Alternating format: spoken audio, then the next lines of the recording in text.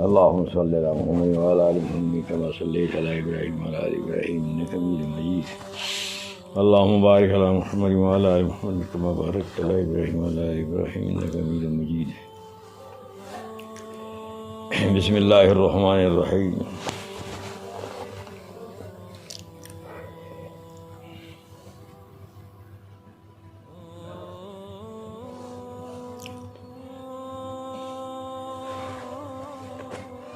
رویت ہلال کے بارے میں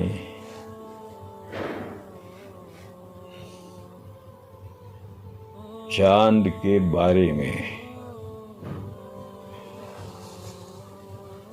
حدیث شریف کے روح سے کچھ آپ حضرات کو بتانا چاہتا ہوں کہ رمضان شریف کا روزہ کب شروع ہوتا ہے اور پھر اختتام عید کا کہ عید کب شروع ہوتی ہے، اس بارے میں صریح حدیث موجود ہے کہ رمضان شریف جب تک کہ چاند نظر نہ آئے رمضان شریف کا روزہ شروع نہ کیا جائے. کہ رمضان سے پہلے شعبان ہے، شعبان کو رمضان نہ بناؤ.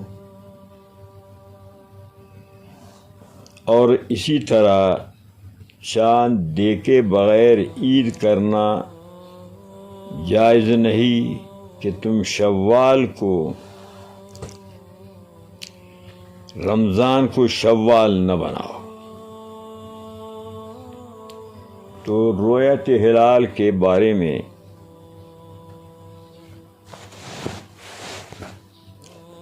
نبی علیہ السلام نے فرمایا صوموا لرؤیتہ وافطروا لرؤیتہ فإن غم علیکم فاکملوا عدۃ شعبان 30 او کما قال صلی اللہ علیہ وسلم. ہلال کا معنی ہے آواز کا.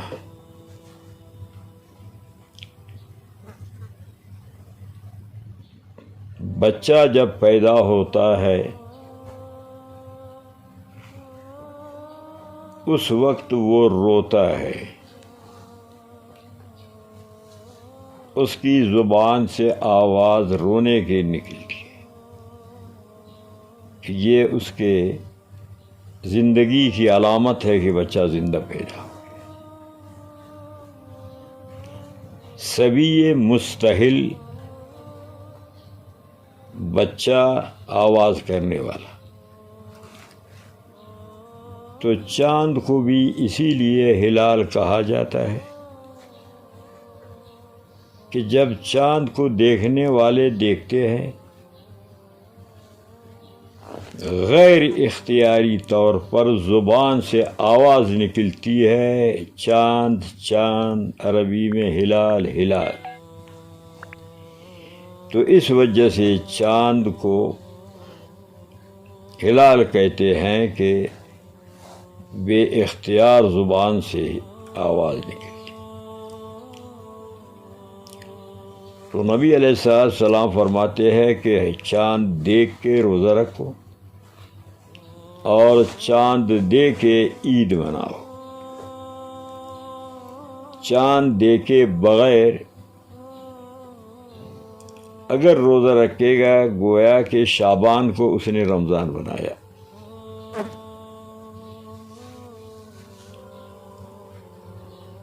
اور یہ ممانعت اس لیے ہے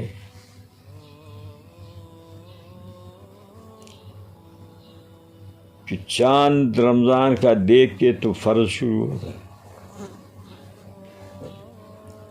اور پہلے روزہ رکھنا رمضان سے باقی مہینوں میں دنوں میں وہ ہے نفل. تو یہ اب نفل فرض کے مشابہ ہوگا، فرض کا نفل کا اختلاط ہوگا، فرق نہیں ہوتا، اس لیے شریعت نے اس کو منع کر دیا ہے۔ اور روزے کا رمضان میں جو فضیلت ہے دوسرے دنوں میں وہ فضیلت نہیں، اگر پہلے رکھے گا تو وہ فضیلت اس کو حاصل نہیں۔ اور دوسری حدیث میں نفی ہے کہ لا تصوموا حتی تروا الہلال ولا تفطروا حتی تروا۔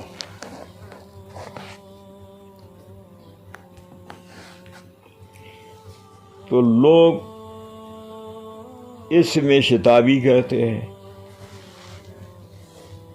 ابھی تک رمضان کا چاند نظر نہیں آیا روزہ رکھنا شروع کرتے، عید کے چاند نظر نہیں آیا پھر وہ عید مناتے ہیں، جو صراحتاً اس نص کے مخالف ہیں۔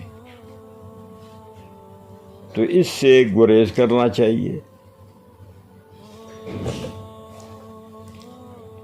اب سعودی میں عید ہو یا روزہ ہو تو یہاں شروع کرتے ہیں، یہ بھی صحیح نہیں، اس لیے کہ سعودی کا اور یہاں پاکستان 2 گھنٹے کا فرق ہے ہر چیز میں۔ اگر ہر چیز میں سعودی کے ساتھ موافقت چاہتے ہیں تو پھر افطار میں سحری میں بھی اس کے ساتھ موافقت کرنا چاہیے۔ یہاں روزہ کھولتے ہیں تو وہاں ابھی تک سورج اوپر کھڑا ہے،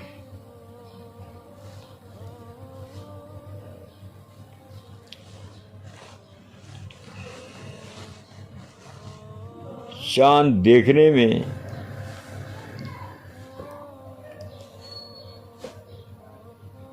بلاد کا بھی فرق ہوتا ہے، بعد و قرب کا،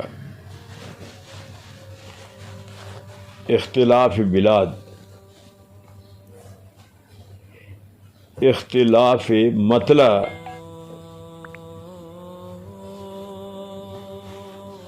حضرت ابن عباس رضی اللہ عنہما کا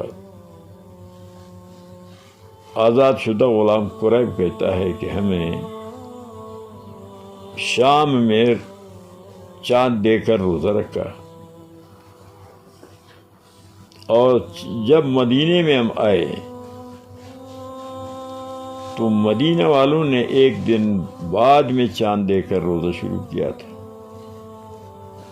تو شام میں جو ہم لوگوں نے دیکھ کر روزہ شروع کیا تھا تو ہمارے اس بات کو مدینہ والوں نے قبول نہیں کیا، وہ اپنے حساب کے مطابق عید منایا، شام کے رویت ہلال پر انہوں نے عید نہیں کی۔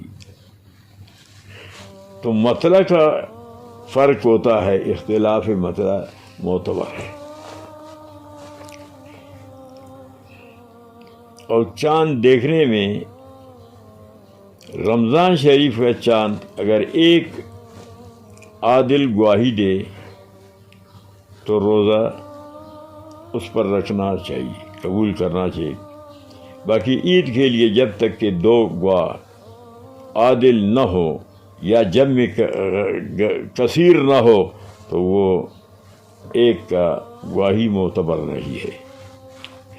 وہ ایک آدمی اگرچہ دیکھا ہو پھر بھی اس کو روزہ رکھنا ہوگا کہ دوسرے عید نہیں کرتے تو وہ بھی خود عید نہیں کر سکتا ہے۔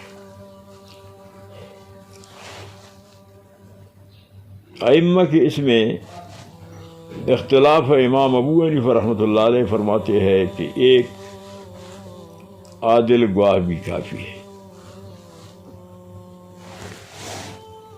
اگر آسمان میں بادل ہو، گرد و غبار ہو۔ امام احمد رحمۃ اللہ علیہ کی نزدیک خواہ بادل غبار ہو یا نہ ہو، ایک کی گواہی قبول ہے۔ امام شافعی رحمۃ اللہ علیہ کے نزدیک بھی، امام مالک کے نزدیک معتبر ہے۔ پائے، بادل ہو نہ ہو، ایک کی گواہی قبول نہیں ہے۔